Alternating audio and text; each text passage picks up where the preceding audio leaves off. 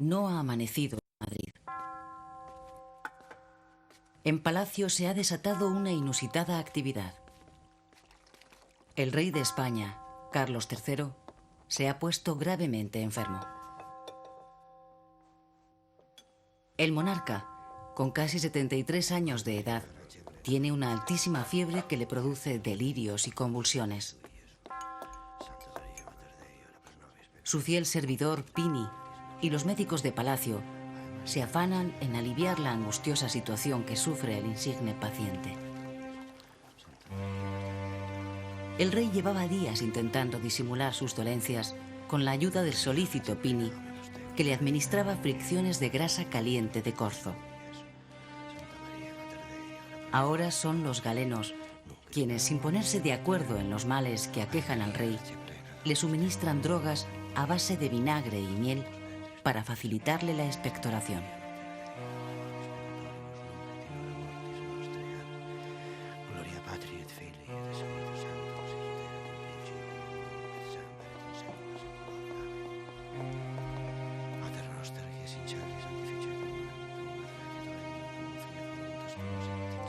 Pero el anciano rey sostiene su más agitado combate con una profunda soledad que había empezado a gestarse desde mucho tiempo atrás y que le ha perseguido hasta el crepúsculo de su vida.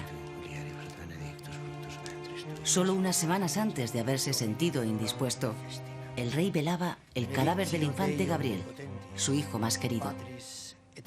Muerte a la que habían precedido la de su nuera, María Ana Victoria, y su hijo recién nacido. En esta dolorosa situación, Carlos siente reabrirse las viejas heridas de las mayores pérdidas en su vida personal. La muerte de su madre, Isabel de Farnesio, y la de la mujer con la que fue feliz durante 22 años de matrimonio, María Amalia de Sajonia.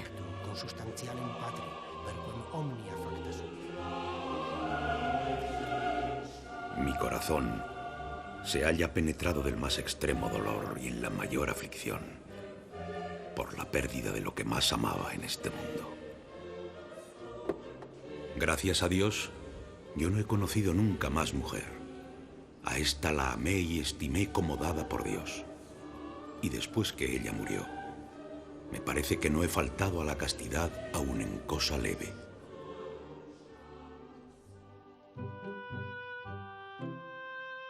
Su madre y su esposa habían sido las dos mujeres decisivas en su largo e intenso periplo vital.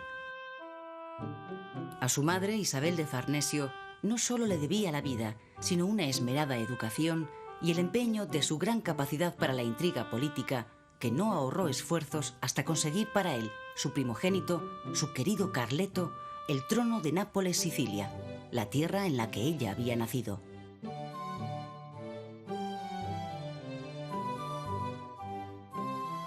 El 3 de junio de 1735, con 19 años, el primer hijo del segundo matrimonio de Felipe V con Isabel de Farnesio ciñe la corona de una nueva monarquía como Carlos VII de Nápoles y III de Sicilia.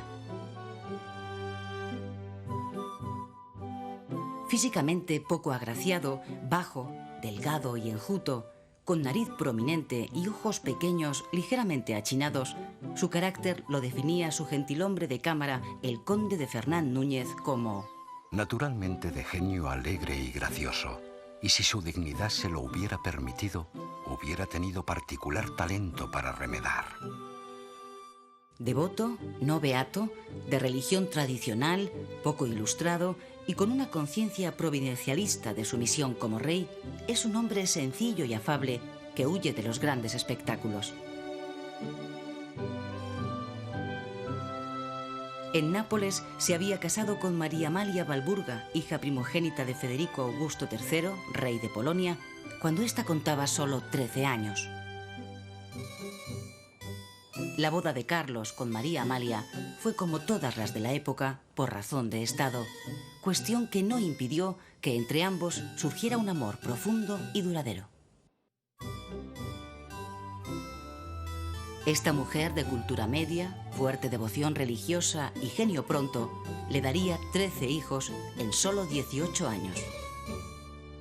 La dedicación de María Amalia a la educación de tan numerosa prole no impidió que ejerciera una importante influencia en las decisiones del monarca, quien la invitó a participar en el Consejo de Gobierno tras el nacimiento de su primer hijo varón.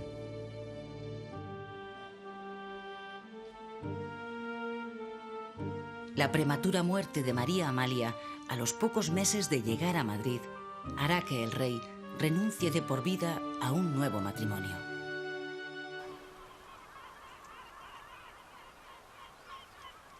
En Italia, de la mano de su colaborador y consejero Bernardo Tanucci, Carlos aprende el arte de mandar y coordinar equipos de gobierno. Conoce la realidad de la política internacional y los límites que impone a la política interna. Hace las primeras guerras y experimenta en primera persona sus consecuencias. Pero sobre todo, emprende un programa de reformas que con sus luces y sus sombras tendrá una nítida expresión en el ámbito cultural, donde se sitúan los mejores logros del reinado carolino en tierras italianas.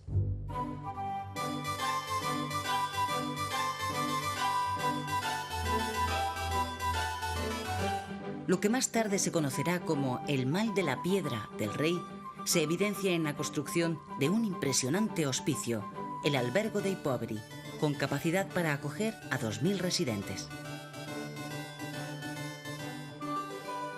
A pesar de la escasa pasión que Carlos siente por la música, no ignora que Nápoles es la capital europea de la ópera y la dota con el magnífico Teatro de San Carlo, en el que se sintetizan la tradición nobiliaria y los nuevos aires de la Ilustración.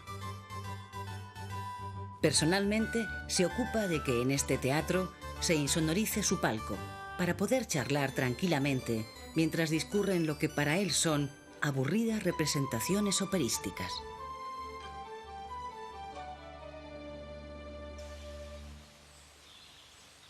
Pero si alguna construcción puede considerarse imponente, esta no es otra que el Palacio Real de Caserta, encargado al reconocido arquitecto napolitano Luigi Vanvitelli, en el que también participa Francesco Sabatini, quien años más tarde emprenderá una obra paralela en Madrid.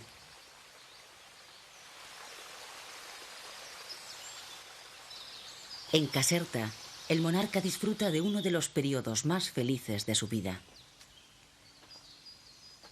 Sin duda, Nápoles es la universidad del hombre que un cuarto de siglo después dirigirá los destinos de España con una preparación y madurez que no había tenido ningún otro rey. Un rey, como todos los de su tiempo, absoluto y firmemente convencido de formar parte de los designios de la divina providencia. Solo a Dios cabe disponer quién ha de ser el designado para regir la monarquía católica. Y el elegido ha de cumplir el plan divino, obrando el bien y la justicia para salvar su propia alma y el buen destino del pueblo.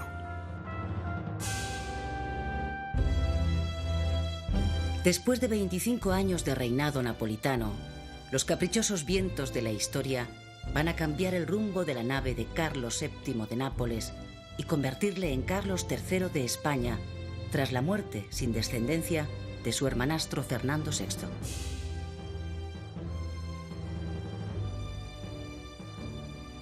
Una impresionante escuadra parte de Nápoles rumbo a una España que estaba ciertamente esperanzada con la llegada del nuevo monarca.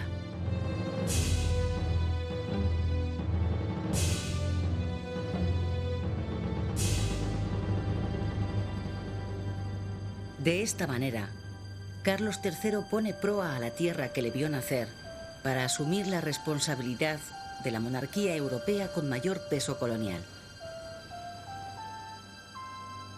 La calculada entrada de Carlos III por Cataluña hace concebir esperanzas a la antigua corona de Aragón de poder recuperar los viejos fueros anulados a principios de siglo por su padre Felipe V mediante los decretos de Nueva Planta. Sin embargo, el nuevo rey que desembarca en el puerto de Barcelona el 15 de octubre de 1759 hereda una corona cuyas líneas maestras estaban ya trazadas. Carlos mantendrá la política centralista y uniformadora de su padre.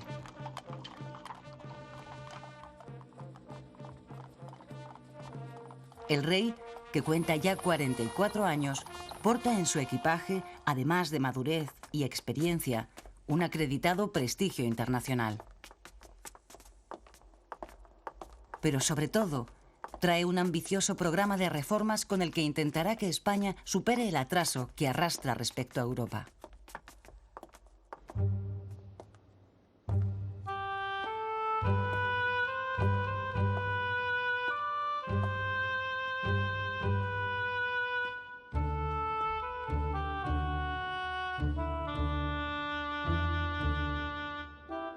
Su madre, Isabel de Farnesio, puede al fin disfrutar la realidad de un sueño largamente acariciado: la de ver a su primogénito en el trono español.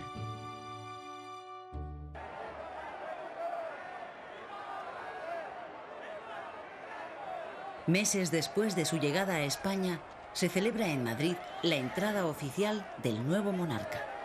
¡Viva el rey! Carlos recorre las calles engalanadas, recibe las llaves de la ciudad y visita a la Virgen de la Almudena. ¡Viva el rey don Carlos!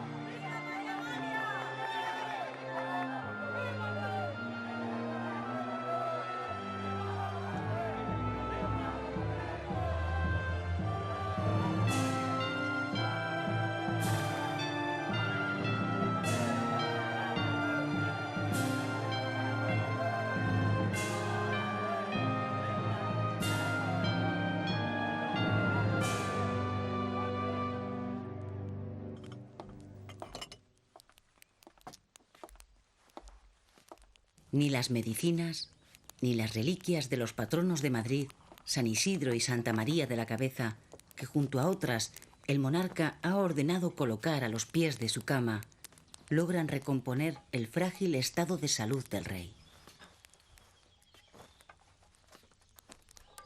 Sin el alivio de su pasión favorita de largas jornadas en el campo practicando la caza, y limitado a desenvolverse en el estrecho espacio de sus aposentos privados, acusa el aislamiento personal en que se ha situado en el crepúsculo de la vida.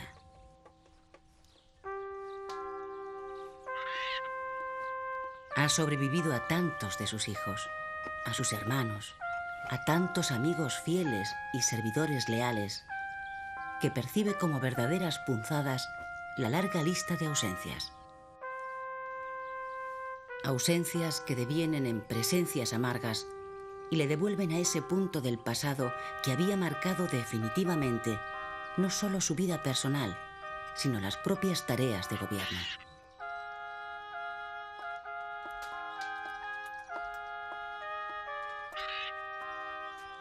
Apenas 6 años después de su entrada triunfal en Madrid en 1766, el monarca tuvo que afrontar una de las contestaciones populares más fuertes a sus reformas y a su gobierno: el motín contra uno de sus ministros más queridos, Leopoldo de Gregorio, el marqués de Esquilache.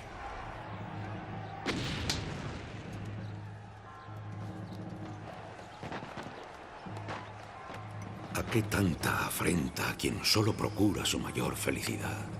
A quien sanea el lodazal en que pierden la salud y el decoro. A quien con paternal amor vela por su seguridad. Son como niños que lloran cuando se les lava.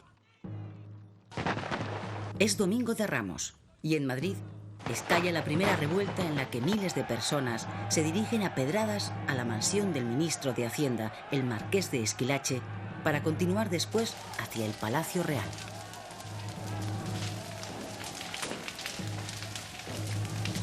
Aunque el detonante de la revuelta es un decreto del ministro en el que se ordena a los hombres recortar las clásicas capas y sombreros, en el trasfondo estaban la hambruna del pueblo, la subida generalizada de los precios, el malestar por la presencia de extranjeros en el gobierno y las permanentes intrigas de las fuerzas menos permeables a las reformas.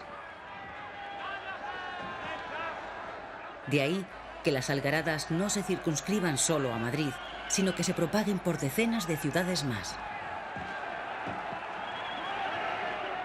Al día siguiente la tensión alcanza su punto más álgido y se registran los primeros enfrentamientos con la Guardia Valona, una tropa extranjera aborrecida por los madrileños. La revuelta termina el Martes Santo, tras el compromiso real de acceder a las exigencias de los amotinados, con un balance de 40 muertos.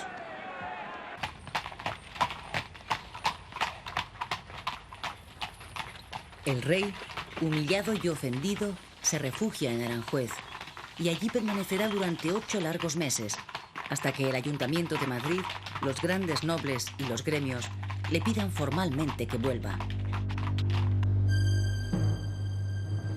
Sin embargo, tal afrenta no va a quedar impune.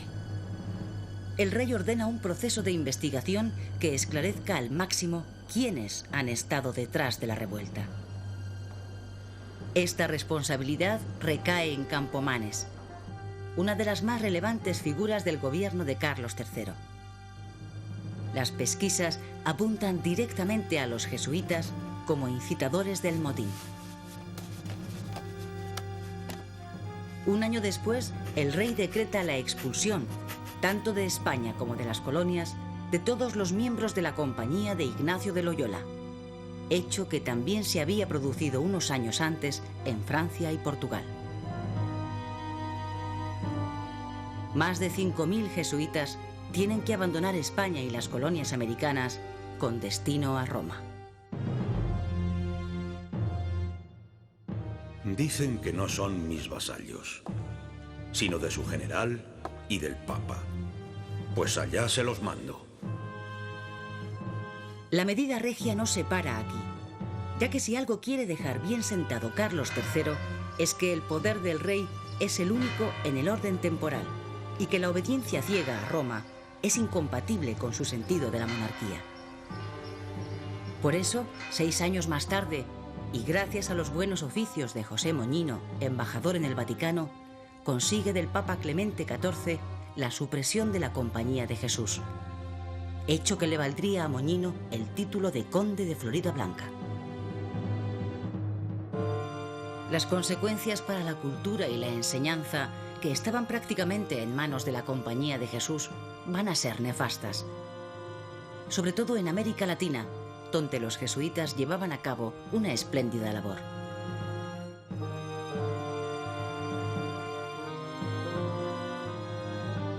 En cualquier caso, la confrontación con la Iglesia del gobierno carolino será una constante a lo largo del reinado, sobre todo por las permanentes tensiones con la Inquisición.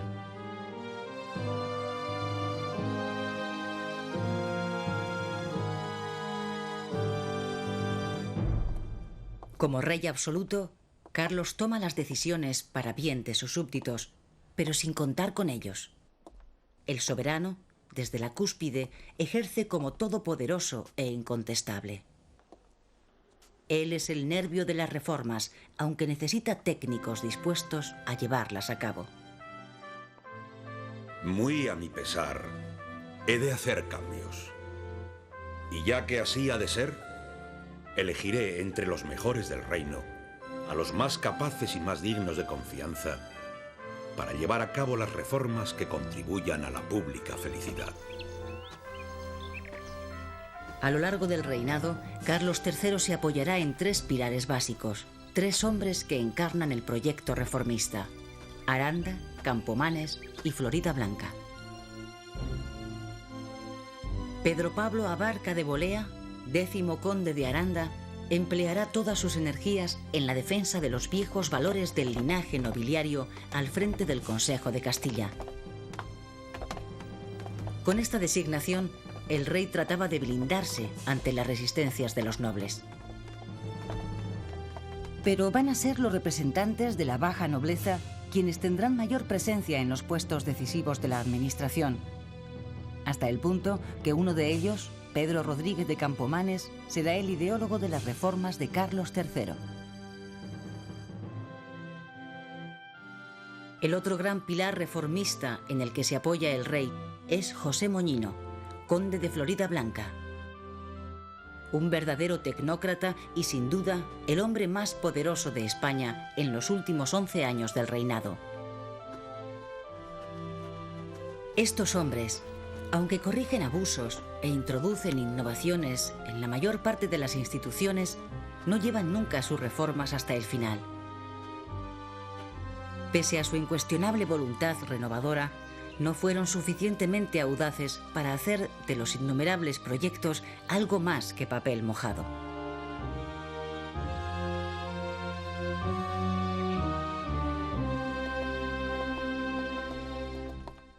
La fortaleza física del rey, habituado a una vida sana y moderada, resiste la grave enfermedad que mina lentamente su salud.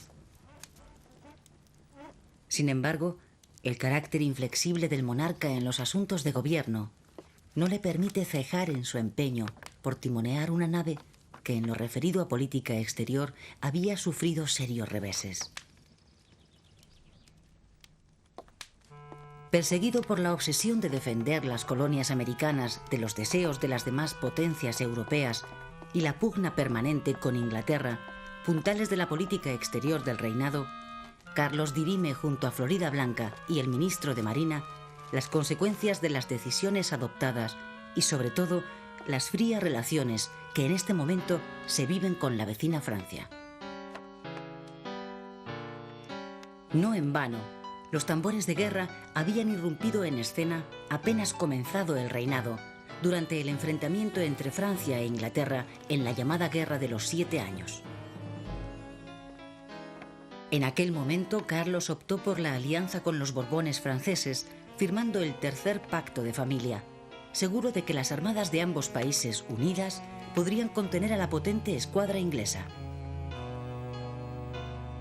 Aquel error de cálculo le costó caro a España, ya que Inglaterra, con su poderosa armada, atacó los dominios coloniales y consiguió ocupar temporalmente los puertos de La Habana y Manila, lo que supuso el primer gran desastre de Cuba y Filipinas.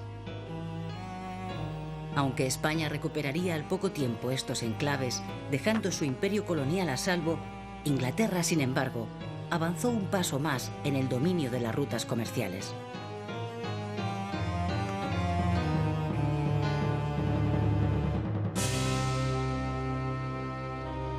Los esfuerzos del rey por mantener una vitalidad que la propia naturaleza le niega son inútiles.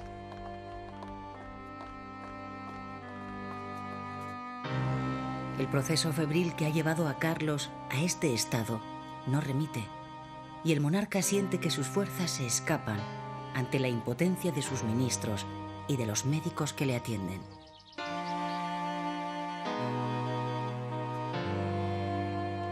El convulso y en ocasiones desafortunado recorrido de la monarquía española por los vericuetos internacionales se revolvía ahora en la memoria de un rey anciano y extenuado en su vertiente más dramática. No he deseado ni deseo nada de nadie, pero quiero guardar lo que la infinita bondad de Dios me ha dado y que nadie me lo inquiete ni me lo quite. Nunca estuvo en la voluntad del rey ensanchar las fronteras del imperio, aunque sí tuvo muy claro que de la buena gestión de las posesiones de ultramar dependía directamente la marcha de la metrópoli. La pugna con Inglaterra, que permanecía latente, tuvo un segundo capítulo. El escenario bélico se montó en las Islas Malvinas, un enclave estratégico para la navegación comercial en el cono suramericano, donde los ingleses tomaron el archipiélago y fundaron la colonia de Port Egmont. En esta ocasión, la vacilante actitud de los Borbones franceses en el apoyo a España provocó un serio enfriamiento de las relaciones con el país vecino, que continuarían prácticamente congeladas incluso después de la desaparición de Carlos III. El tercer conflicto con los británicos fue a causa del apoyo de España al proceso de independencia emprendido por las colonias inglesas de Norteamérica.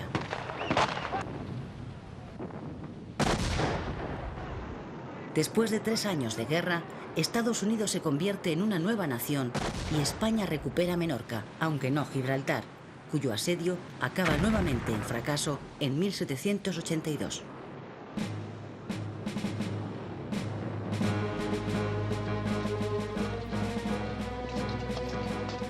Este estado de confrontación bélica exigió llevar a cabo fuertes inversiones económicas para reforzar la seguridad militar en algunos de los más importantes enclaves estratégicos, como Cartagena de Indias o La Habana, y ampliar la disminuida armada. Los gastos militares llegaron a alcanzar las 2/3 partes del presupuesto nacional. Además, se elaboraron las ordenanzas militares para reorganizar los ejércitos y se crearon el himno y la bandera como reafirmación del concepto de nación española.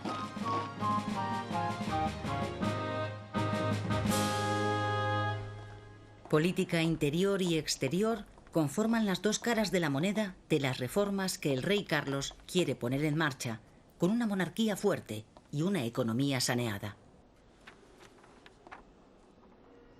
Y si alguna medida es perentoria para este monarca, esa es la de dotar de buenos recursos materiales al país y acabar con los números rojos del erario público. Es imprescindible, pues, recaudar más dinero y para conseguirlo se acomete una reforma de la administración de la Hacienda que se concreta en mejoras técnicas de la administración fiscal, impuestos indirectos a la actividad económica, la emisión de vales reales en tiempos de guerra, la creación del Banco de San Carlos y la introducción de la Lotería Nacional. Se procede a efectuar el sorteo de la lotería correspondiente al día de gracia de 17 de marzo de 1766, bajo los auspicios de Su Majestad el Rey Carlos III. Pero además hay que crecer y ensanchar el mercado para atender los gastos. Producir y vender cuanto más mejor. Ese es el objetivo. Y cuando de crecer se trata, hay que crecer, en primer lugar, demográficamente. A lo largo de la segunda mitad del siglo XVIII, la población española pasa de 9,5 millones a 10,5 millones de habitantes. Este crecimiento fue posible gracias a la mejora de la atención sanitaria y la higiene pública, además de la aplicación de políticas de promoción de la natalidad, inmigración y repoblación, como las dirigidas por Pablo de Olavide en Sierra Morena. Asimismo, es fundamental la producción de alimentos, y para ello, los sectores de actuación preferente van a ser la agricultura, la ganadería y la pesca. Los planes en agricultura se concretan en la mejora de los riegos, las comunicaciones fluviales y la construcción de nuevos pantanos. Además, se liberaliza el comercio y el precio del grano, se reparten tierras municipales, se intenta despojar a la Mesta de sus privilegios y se fomenta la pesca de altura. Pero sobre todo, el crecimiento se deja sentir en el ámbito de la manufactura y el comercio. Se incentiva el desarrollo de las fábricas, se promociona una mayor flexibilidad laboral y se anima a la industria rural, militar y textil. La necesidad de conseguir una balanza comercial favorable marca las directrices de la política mercantilista. Con este objetivo se promulga un reglamento que va a permitir que 13 puertos peninsulares puedan comerciar libremente con América. De esta manera, se elimina definitivamente el monopolio andaluz en el comercio americano y la pujante periferia comienza a beneficiarse del nuevo marco colonial. Además, el comercio interior se vigoriza con la mejora y ampliación de la red viaria de carácter radial que comunica Madrid con las principales ciudades españolas. Con todo, la política económica reformista no supera las contradicciones de partida, al no alterar las bases económicas de las clases privilegiadas. Ellas continuarán siendo la élite de la nación y el objetivo es prepararlas para que sean una buena clase dirigente. En cuanto a la política social, el gobierno de Carlos III pretende fundamentalmente crear una clase intermedia capaz de situarse a la cabeza de la generación de riqueza.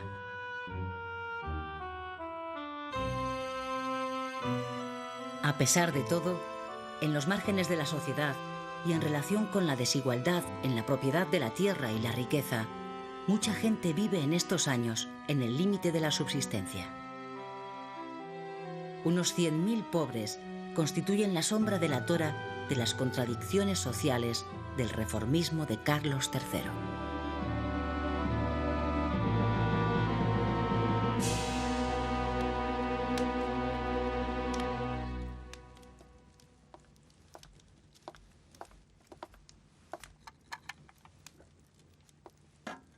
A pesar del punto de no retorno en el que se encuentra la salud del monarca, cualquier leve mejoría le lleva a intentar recuperar algunas de las actividades regulares que la edad y la enfermedad día a día le van restringiendo.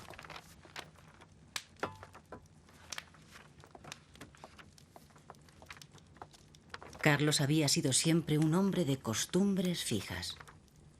Vivía la puntualidad como una obsesión, y sus actividades diarias habían estado tan meticulosa y rutinariamente ordenadas que sus colaboradores, aún en la distancia, podían adivinar por la hora y época del año dónde estaba y qué hacía el rey. Debido a la progresiva limitación de sus capacidades físicas, encuentra en la revisión de algunos de sus más queridos proyectos una forma de reconciliación con el pasado mientras agota el ya escasísimo futuro. Él, que no se había destacado por sus inquietudes intelectuales, puede ahora saborear los frutos de su decidido apoyo a las ideas de la Ilustración y a los hombres que las encarnaron. Y si alguna inquietud intelectual había compartido con los ilustrados, esa era la predilección por la botánica y el diseño de ingenios prácticos para la vida cotidiana. En cualquier caso, la indiscutible pasión del monarca había sido la caza. Esta afición, para algunos desmesurada, formaba parte ineludible de su agenda diaria. Excepto en Semana Santa, el rey cazaba casi todos los días del año. El monarca atribuía a su pasión cinegética no solo beneficios para su forma física, sino también para su salud mental.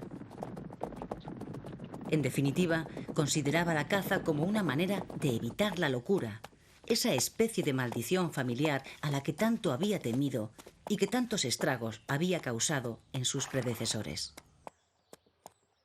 Si muchos supieran lo poco que me divierto a veces en la caza, me compadecerían más de lo que podrían envidiarme esta inocente diversión, que no es otra cosa que evitar el mal de la melancolía.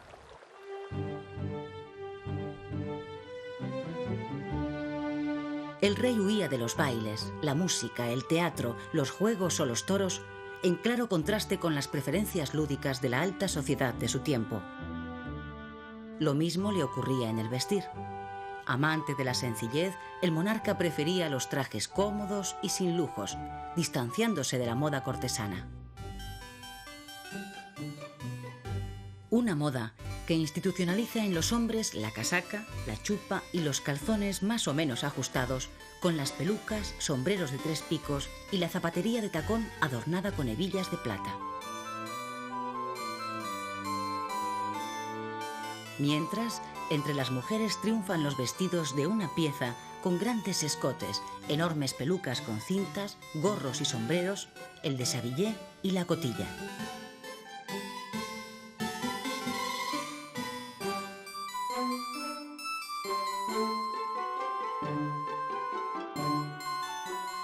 Aunque también en la moda se desarrollan 2 modelos contrapuestos. El petimetre, arquetipo del hombre feminizado y sofisticado, y el majo, que acabó siendo imitado por el esnobismo aristocrático.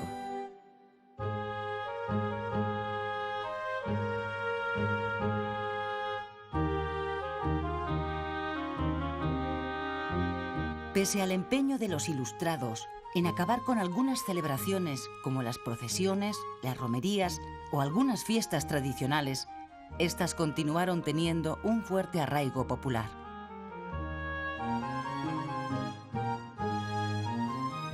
En este tira y afloja entre tradición y renovación, algunos cambios empiezan a filtrarse en el corazón de la familia, que aunque mantiene fuertes sesgos jerarquizados y patriarcalistas, comienza a ser permeable y dejar paso a los sentimientos, con una mayor consideración hacia las esposas, además de aceptar las manifestaciones de afecto hacia los hijos como un valor social.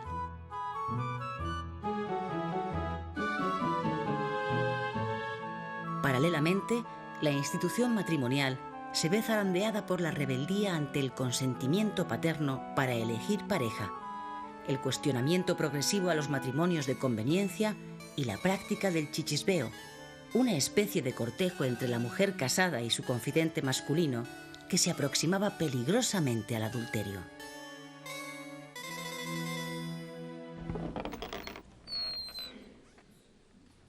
Por otra parte, los mejores logros de los ilustrados tienen su punta de lanza en las sociedades económicas de amigos del país y en el mundo periodístico, auténtico aliado de las nuevas ideas ilustradas, que a pesar de los escasos lectores y la fuerte competencia del púlpito, vive una etapa dorada.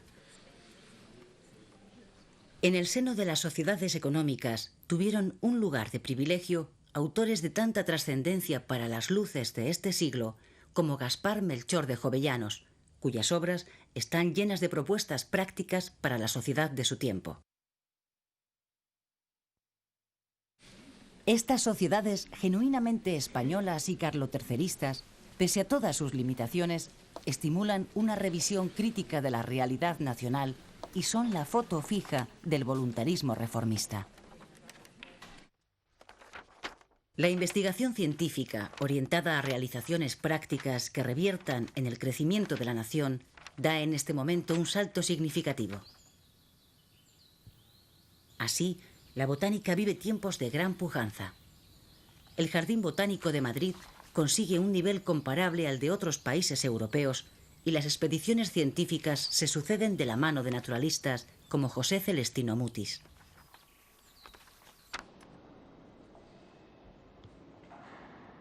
El propio rey impulsa la adquisición del célebre Gabinete de Historia Natural de París para crear un museo de estas materias en la que hoy es sede de una de las mejores pinacotecas del mundo, el Museo del Prado. Muy ligadas a los intereses comerciales y las técnicas militares están las investigaciones llevadas a cabo en el campo de la geografía, la astronomía y la náutica. Pero son las cartas de navegación y el arte de navegar los que cuentan con mayores innovaciones tecnológicas, ya que viajes más seguros y rápidos revierten directamente en beneficio de las actividades comerciales. En general, la ciencia, proyectada en el sentido pragmático y realista que marcan los tiempos, hace gala de una voluntad de superación de viejos lastres reaccionarios.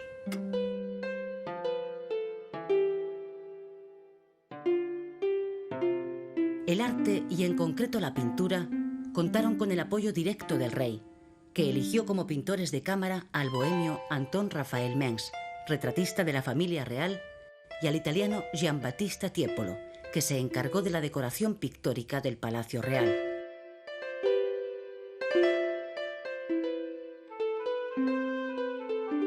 A partir de los años 70, el rey confiará cada vez más en pintores españoles como Mariano Salvador Maella o Luis Paret.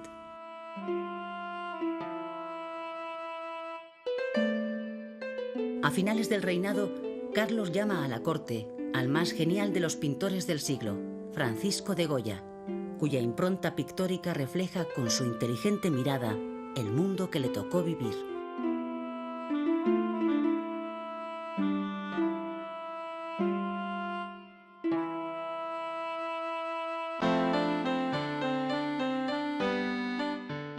Como ya hiciera en Italia, la conocida fiebre constructora del monarca reaparece en España.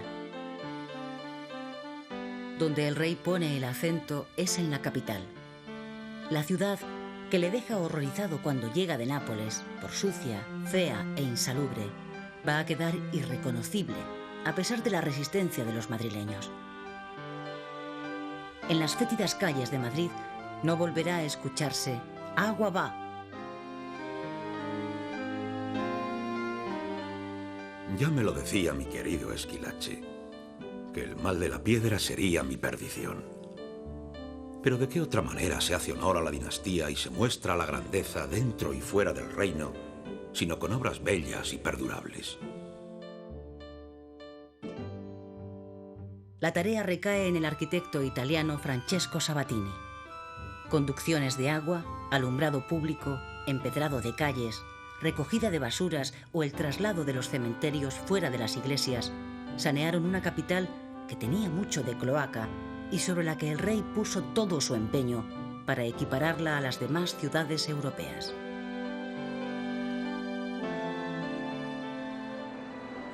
La creación de nuevos paseos como el Prado, Recoletos y Delicias proporcionan un nuevo escenario de esparcimiento donde ver y ser visto, acorde con los significativos cambios en las formas de sociabilidad que poco a poco impregnan la vida cotidiana.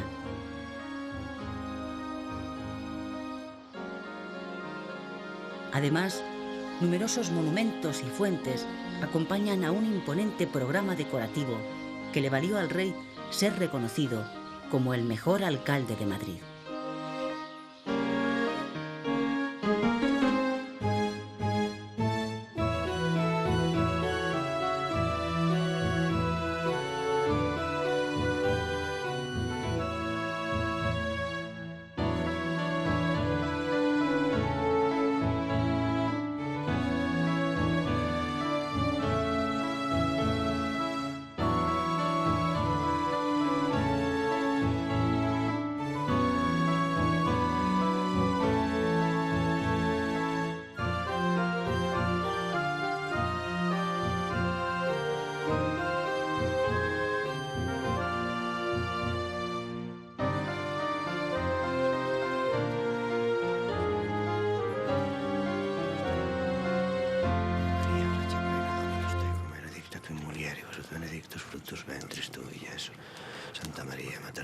Carlos de Borbón y Farnesio, el tercer Borbón, el rey Carlos III, apura con toda lucidez los últimos momentos de sus casi 73 años de vida y 53 de reinado en los tronos de Italia y España.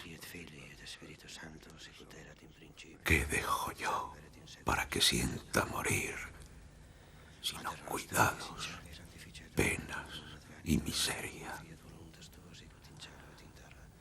He hecho el papel de rey y se acabó para mí esta comedia.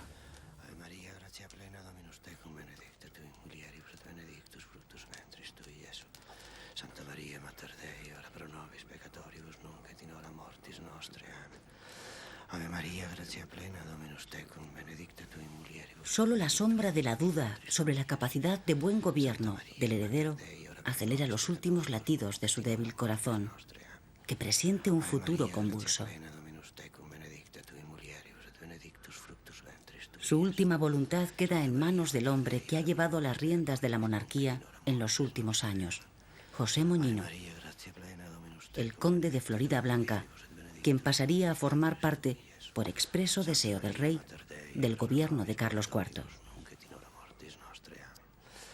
Ave Maria, gratia plena, Dominus tecum, benedicta tui mulieribus, et benedictus fructus ventris, benedicta tui mulieribus, et benedictus fructus ventris tui, Iesus. Santa Maria, Mater Dei, ora pro nobis.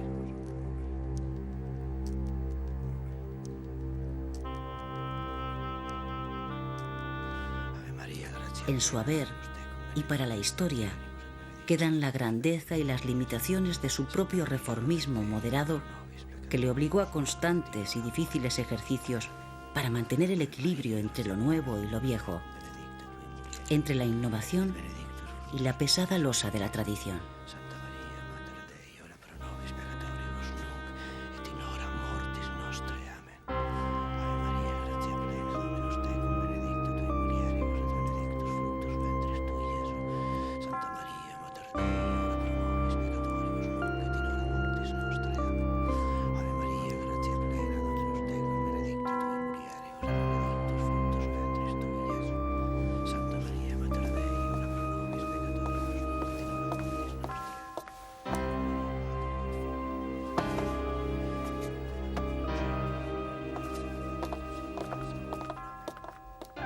¡Viva el rey!